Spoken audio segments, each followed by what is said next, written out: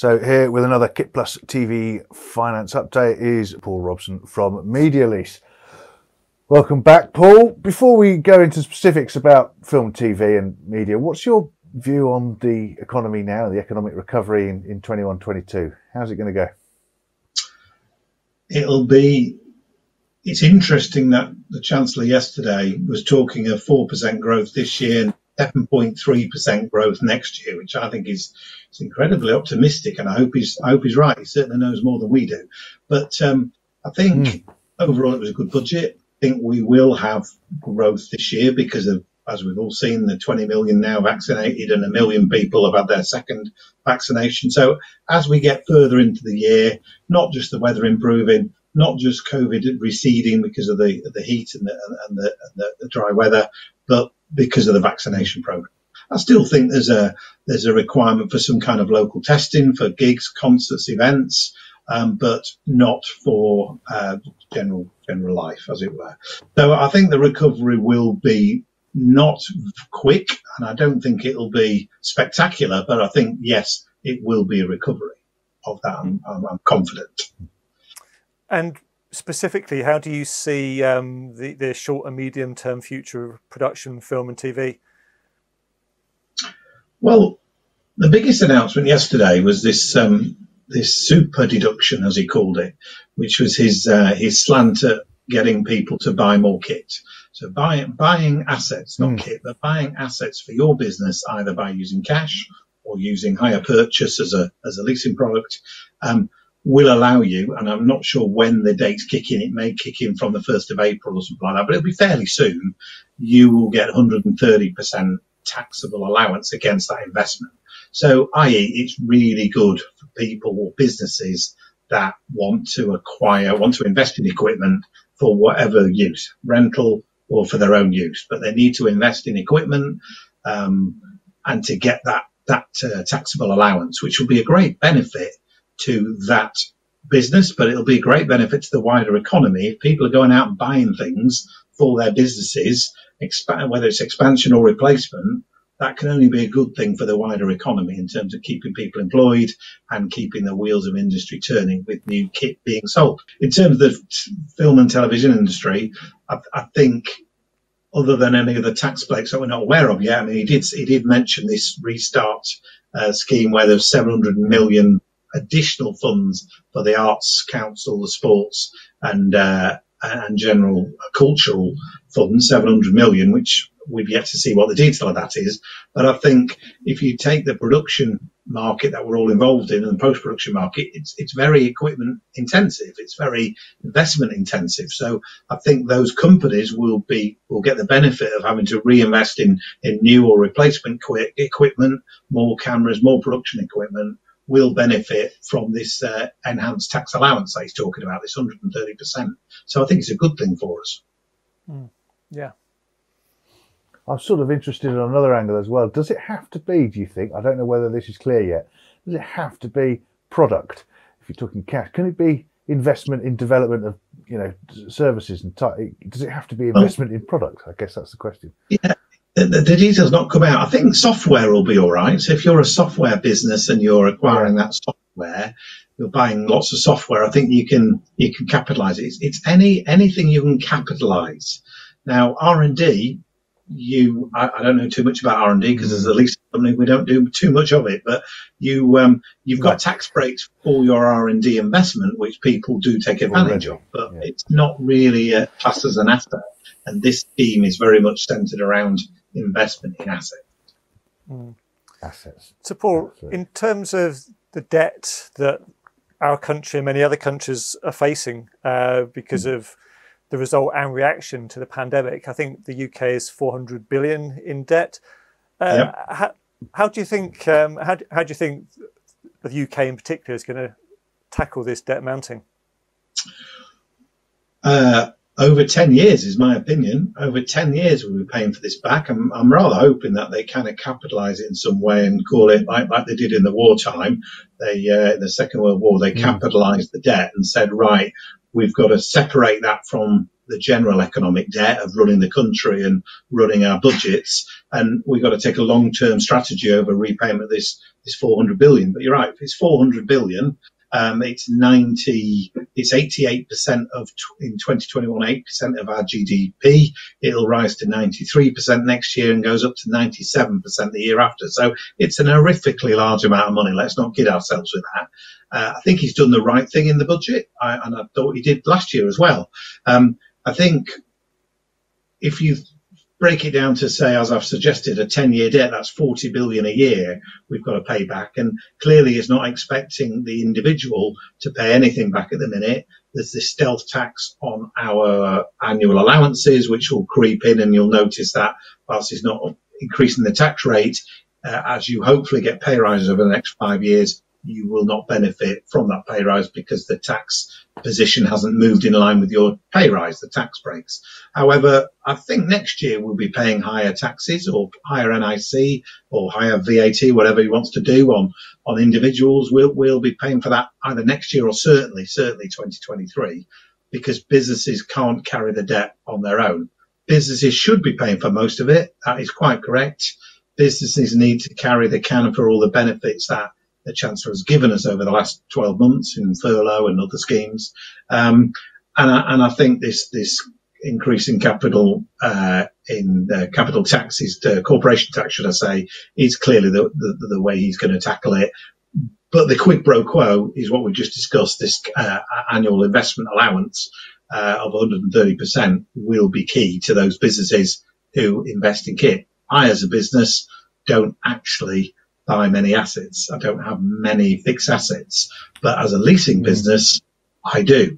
So, it's key to me that I get the detail on it, so I understand how I have to treat the assets that I buy to lease out as a leasing company. But as a broker, which is part of what we do, I don't have many assets, so I've got to look at it quite closely. But 400 billion is a big number. It's going to take a long time for the country to repay that, and I think most of that will come via business taxes over the next 10 years.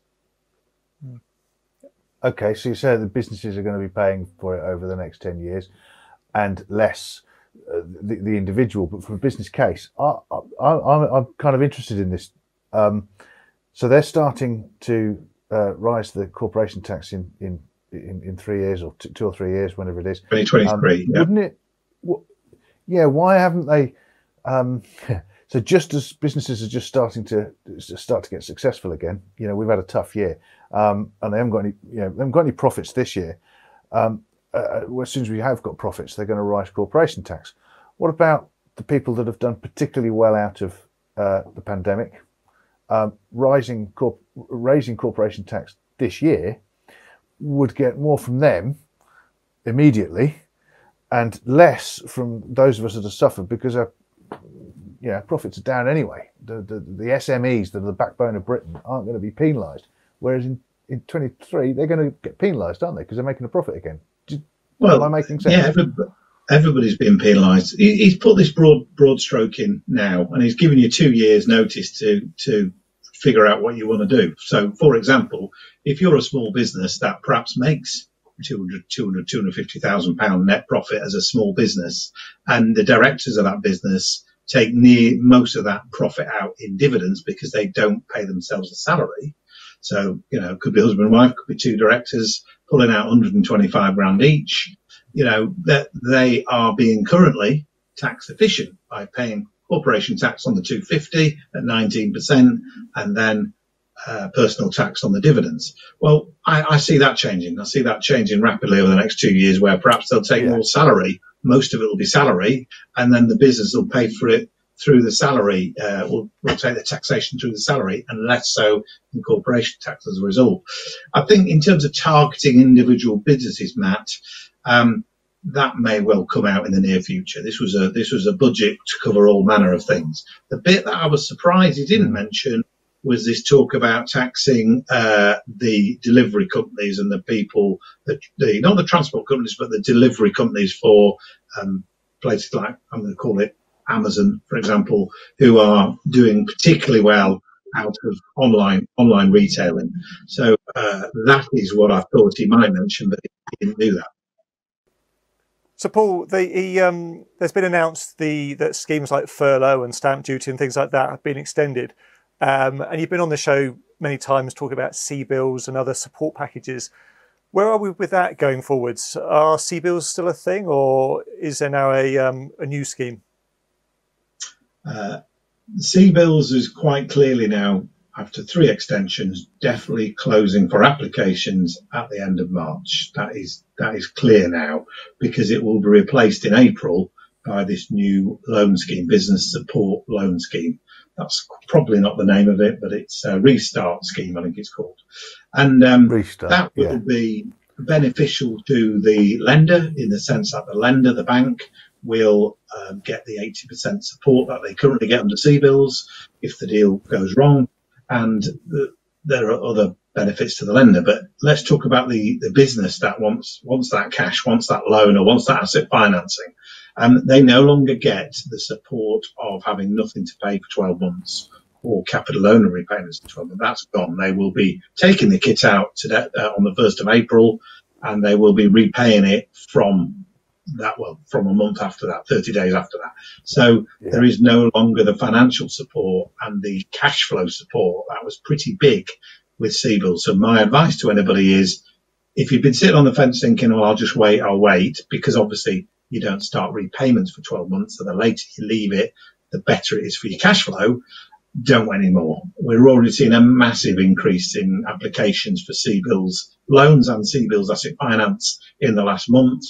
We've seen a big slowdown in the response times from our funding providers for CBILS. So if you're thinking about it, even if you're not decided on whether you're actually going to take that kit or not, get the CBILS application in, get it agreed, and then you've got 90 days to make your decision whether you want to actually go ahead and take the kit or leave it. So if you're quoted on something that you're waiting for your client to confirm whether he needs that production kit, whether he needs that production kit from you or not, then get the CBILS asset finance or CBILS loan agreed now, and then make your decision later. That's our strong advice to people. It is disappearing at the end of March, and that will mean that you can't take out a new CBILS product after the end of June.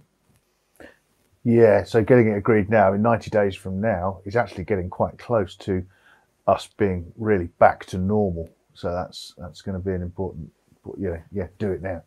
And so how long do you see maybe it's been announced, has the restart loan scheme, have they put a deadline on when that's going to end? I don't think they did, Matt. I think it's definitely from April, and it'll be definitely till September. I can't see it being before then. No. They kind of follow suit with the furlough scheme, and I was surprised he went so long on the furlough. I didn't think he'd extend it till September. So I see this restart loan scheme will be definitely till September, and get businesses flowing again. But they won't quite have the benefits that the CB gave them. And the bounce back. You didn't mention the bounce back. I suspect the bounce back will also disappear.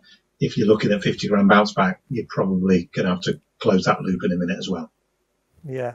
So ultimately, Paul, how does this affect your company, a leasing company, and more importantly, is it overall good news for the people watching this?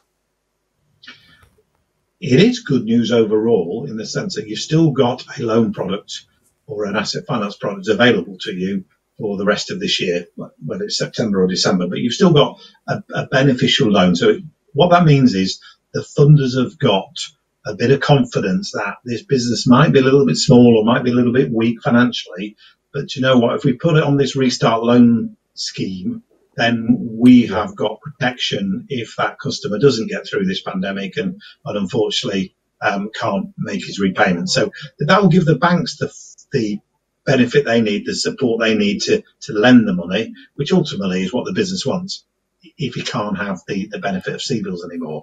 But from our point of view, it's all part of this recovery of getting people to have a bit more confidence to go out and spend that money on the kit, because they can claim 130% allowances on if they buy it for cash or buy it for HP. They've got that allowance that will really bring down their tax bill. So it's quite good. I do think it's a good scheme. I do. Yeah, I think it opens up a lot of opportunities for for the industry. Let's hope we do actually see increased investment in the media industry while these additional reliefs and products are all available to us. So that's great. Very insightful. The products are all coming out now, aren't they? They're all products are coming out, but manufacturers are releasing new products. So let's go for it. Yeah, absolutely. New cameras left, right, and centre. Let's get buying. Give Paul a ring. So thanks for coming in, Paul, and we look forward to chatting again soon. And thanks, of course, to Mediaproxy for their support on KitPlus TV, and you can check them out at mediaproxy.com. We'll see you next time.